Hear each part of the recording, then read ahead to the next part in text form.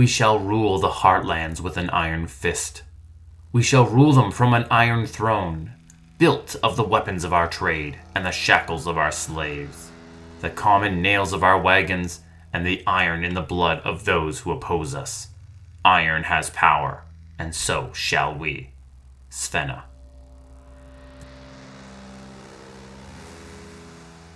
Welcome, humble adventurers, to my realm of knowledge and mystery. Here, in my cursed library, are endless tomes and scrolls on the darkest and evilest foes in all the realms. Be they from Dungeons & Dragons, Pathfinder, the many worlds of darkness, or any realm in between. Welcome to the Dastardly decimal system. I'm your caretaker of the corrupt, the librarian, Castor Cain. It must not be easy being the child of a celebrity. Forever you are being compared to your successful parents. Your foes are often theirs, and your accomplishments are always compared to that of what your parents did. But imagine if you are a third generation of a well-known evil. And what if that lineage is from the greatest evil in all existence, Asmodeus, the ruler of hell? Take a seat as I brew us some tea. I have brewed Devil's Club Tea. It's a drink that is helpful for your health and your vitality. Now let me pour you a cup as we talk about Sfena, Daughter of Glasya and Granddaughter of Asmodeus.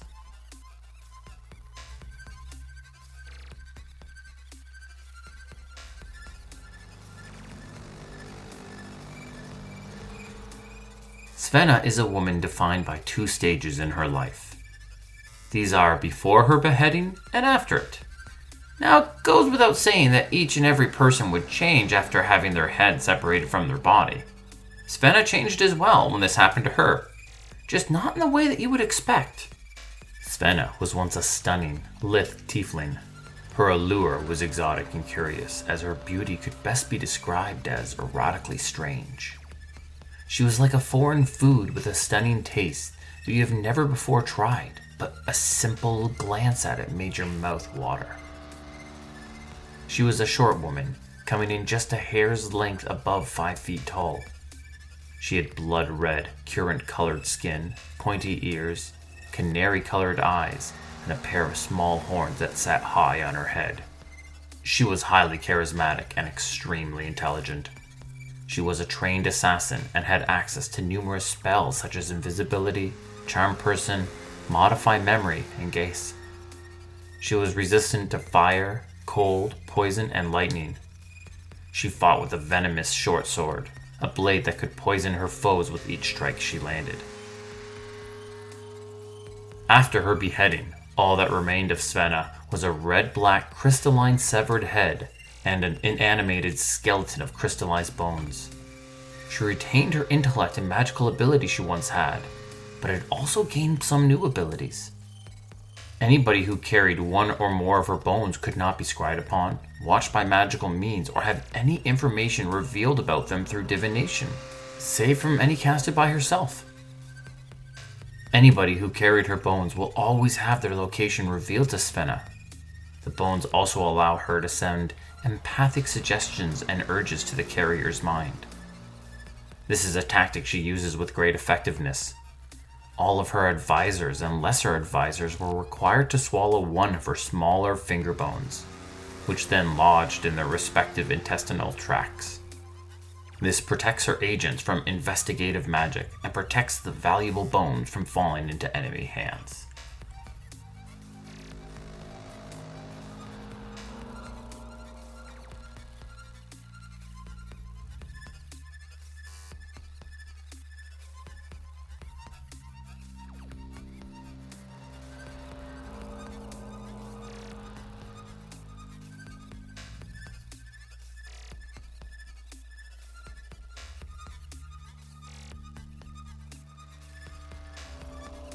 When Sfena was born, the calendar read 1278 DR, the year of the many bones. Her mother was Glasya, the daughter of Asmodeus and the princess of hell. Sfena's gestation and birth was a surprise to her mother. In the days before her ascension to Archdevil, the rebellious Glasya would flit between the courts of various archdevils. She bedded devils and mortals whenever the urge surfaced and cared little about them when she was done. So when news of Glasya's sudden birth rippled across the 9 hells, rumors rippled with them. Who was Sfena's father? Was it Mammon, Lord of the Third? Was it Levistus, Lord of the Fifth? Was it simply some mortal who had the best, or worst, night of their life? But the biggest question was not of parentage, but of loyalty. Glasya was the daughter of Asmodeus, the Lord of all hells. Their relationship, however, was never a cordial one. Glasya was like the rebellious teenage daughter, always seeking to undermine their father, while Asmodeus was the stern parent, having to scold his child over and over and over. What would happen when another was brought into the mix? Who would Sfena side with, mother or grandfather? Sfena grew rapidly for a devil, but unlike the freedom that Glasya had, Sfena was kept firmly under the contrasting control of mother and grandfather. As she grew, she was put through strict and violent training. When her fiendish abilities started to manifest, they were honed and altered by her family, usually through magical and mundane torture. If her disguise spell was not sharp enough, she was silently assaulted. If her invisibility could not hold, she was burned by the cold fires of Stygia. And if her illusion even had a minor flaw, she was forced to march through the vertical mazes of Nessius. She was trained as an assassin. This meant she was taught fencing by the Arians and had her stealth tested against the Hellhounds. Her purpose was to be used against the foes of her lineage. If a devil moved against either mother or grandfather, it was her duty to cut them down. If a powerful mortal dare move against the hells, she would quickly end them, and if a celestial even dared glance at them in the wrong manner, Sfena made them suffer for weeks on end before cutting the threads of their life short. Sfena served methodically and expertly, but always without enthusiasm. Problem was she cared little for any of this. The path of an assassin was not one of her choice. It was the path set out for her. She resented having been forced into this life simply by the nature of her birth. Unlike other devils, she was not even permitted to take the test of pains in order to advance herself. Fleeing was not even an option. Regardless of where she went, both her mother and grandfather knew exactly where she was. Their powerful divination spells constantly revealed her location to them. In the year of the Bright Blade, 1347 DR, Sfena was sent to the land of Toril. A noble storm giant by the name of Urdalashon was planning an attack on the first layer of Hell, Avernus. He was doing this with the assistance of a mortal wizard who walked not upon the clouds, but on the planet's surface. Avernus, at the time, was under the control of Bel, an archdevil who was in high standing and in high favor with Asmodeus. Her grandfather sent her to the storm giant's castle with instructions to punish the noble by assassinating his daughter. Sfena snuck up to the clouds and silently entered the flying castle. Her fiendish feet were silent as she moved across the stone. For most assassins, a moment like this would be invigorating. Their hearts would be pumping non-stop. They would be feeding off the thrill. Sfena had none of those reactions. Instead, she was bored. She was only 69 years old, still a child in the world of devils, but she had performed more assassinations and had tallied more kills than even the most legendary mortal assassins. This was not a high-stress situation. This was simply yet another boring day at work. Yet despite her experience, she was going to fail this mission. Perhaps it was her disinterest as an assassin that led to her failure. Perhaps she underestimated the strength of a storm giant. Perhaps it was sabotage from another archdevil. Or perhaps, just perhaps, it was simply dumb, bad luck. But as Sfena crept through the castle, her blade at the ready, the door beside her suddenly opened. A storm giant guard blinked in surprise to see the fiendish assassin. They quickly battled until Sfena found herself knocked out cold. Sfena was arrested, put on trial, and sentenced to death. With one swing of a storm giant's axe, she was beheaded before a cheering audience.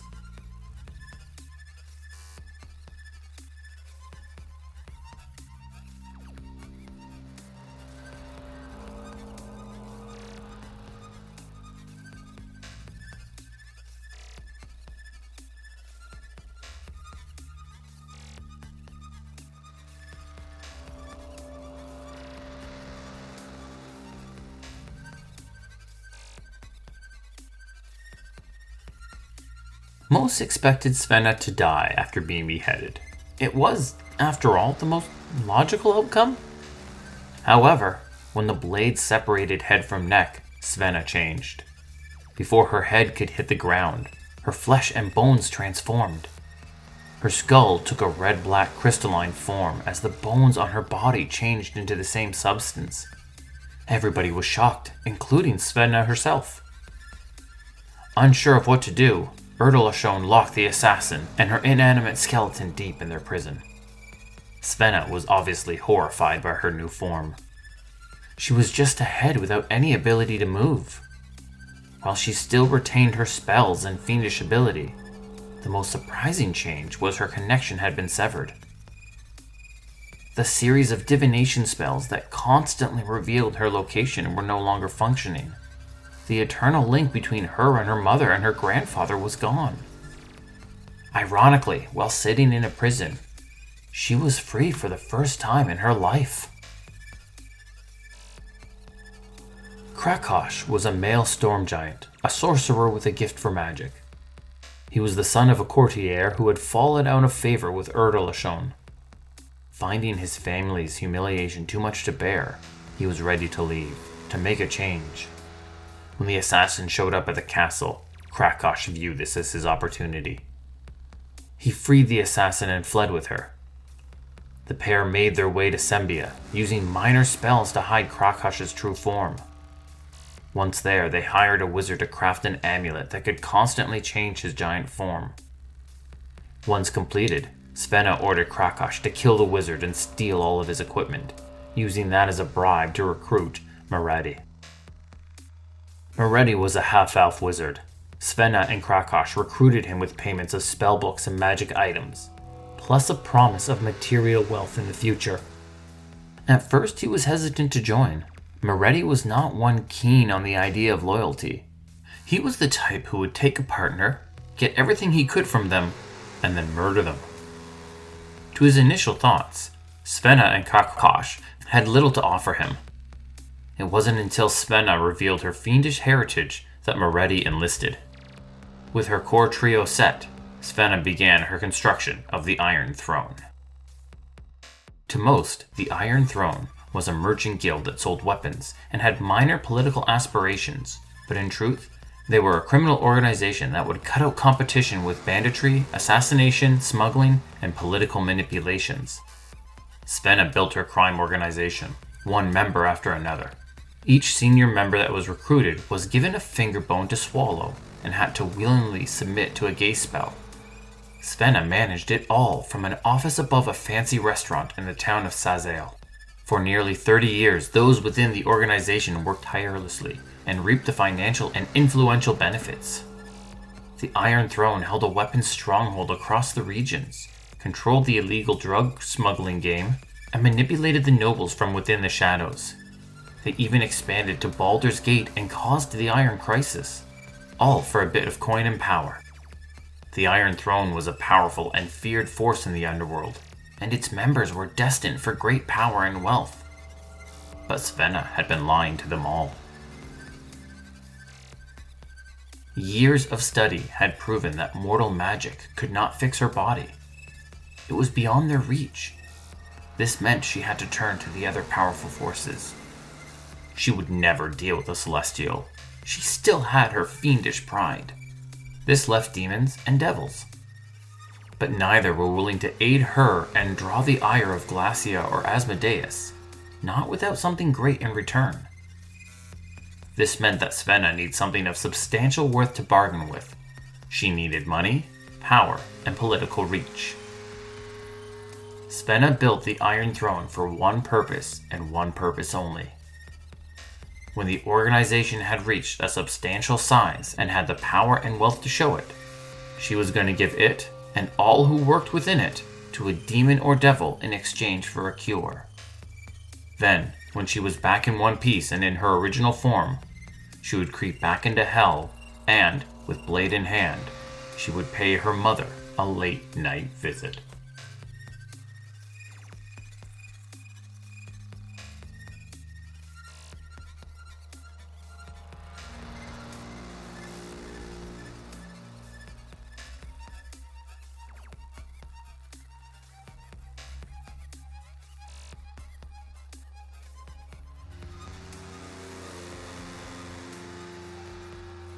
For decades, Sfena's plans were successful.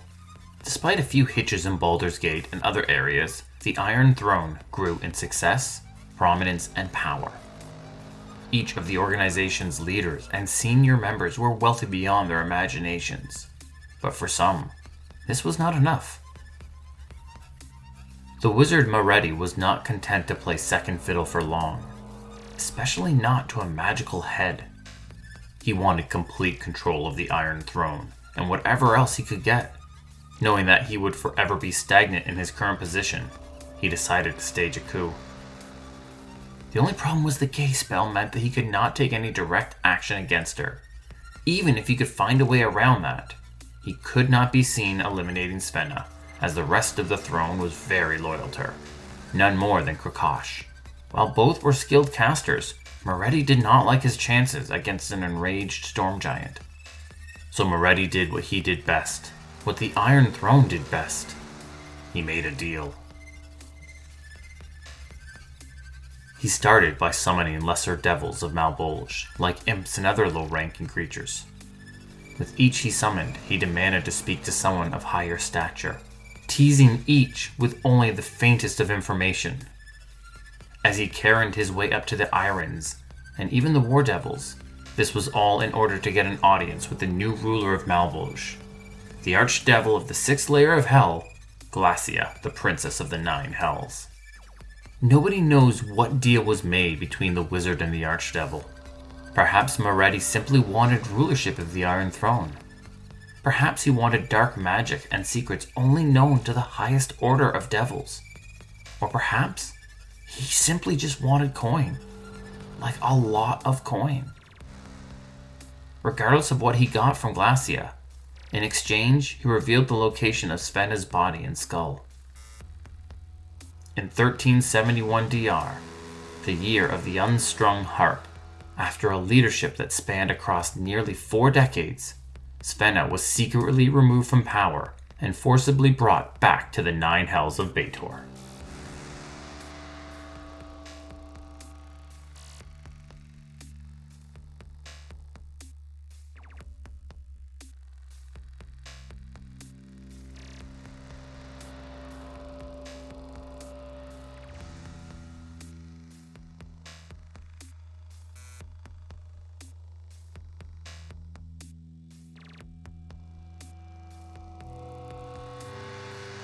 Sfena's disappearance caused stirs amongst the Iron Throne.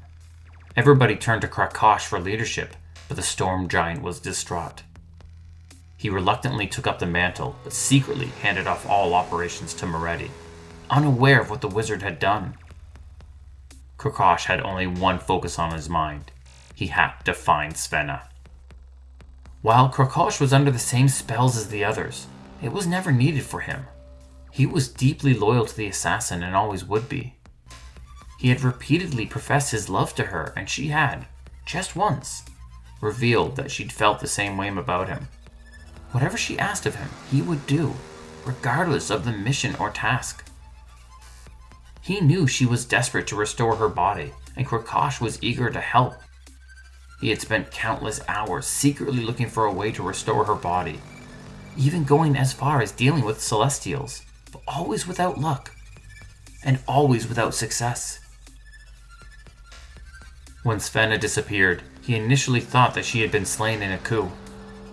Seeking vengeance, he brutally slaughtered all of who he thought were involved. Moretti quickly allied with the giant and convinced him that she was still alive. Now, almost a century later, there are whispers that Kakash spends most of his day still looking for the love of his life, and how to restore her to her body.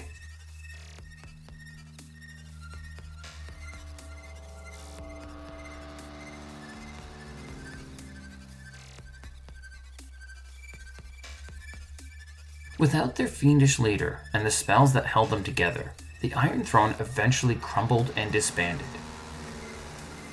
What happened to Sfena, however, is still unknown. Was her body restored? Or did her mother and grandfather see fit to punish her by keeping her in that crystalline state? What plans did they have for her? Was she eventually to be given her body once more and set upon the hells as their assassin?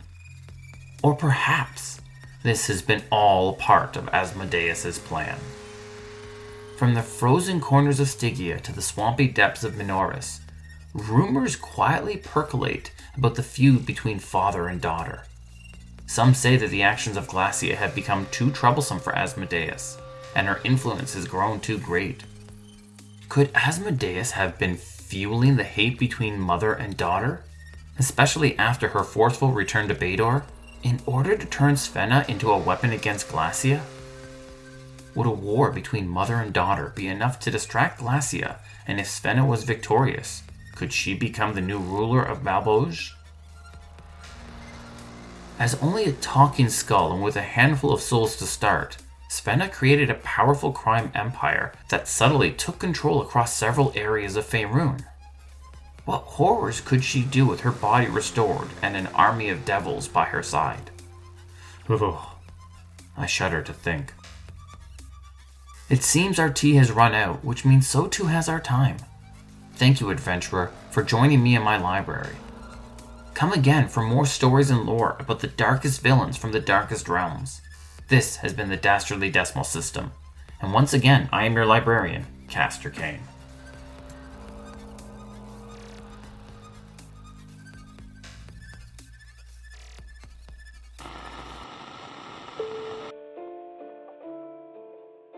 Do you love the Dastardly Decimal System and want to support us? Check out our new Patreon! Members will get access to show notes, official artwork, our new bonus episode series called Cleaning Up After Tea Time, and of course, plenty of cat pics of Vega voice actors Vash and Zid. You'll even be able to suggest a topic for a future episode. Find all this and more at patreon.com/Dastardly Decimal System. If you're not financially able and still want to support us, suggest the show to a D&D loving friend. It really helps us get noticed. The Dastardly Decimal System can be found on Twitter, Instagram, Facebook, and TikTok at DD System Podcast. That's Delta Delta System Podcast.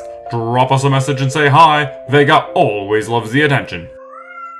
This podcast was produced by Midnight Reading Audio, a division of Midnight Reading Publishing. The voice of Castor Cain is Larry Gent. The voice of Vega is provided by my cats Vash and Zid. Music was Mangled Mind by Alfred Koopstra from Pixabay.com, licensed under the Creative Commons. Thank you, and have a wonderful, wonderful evening.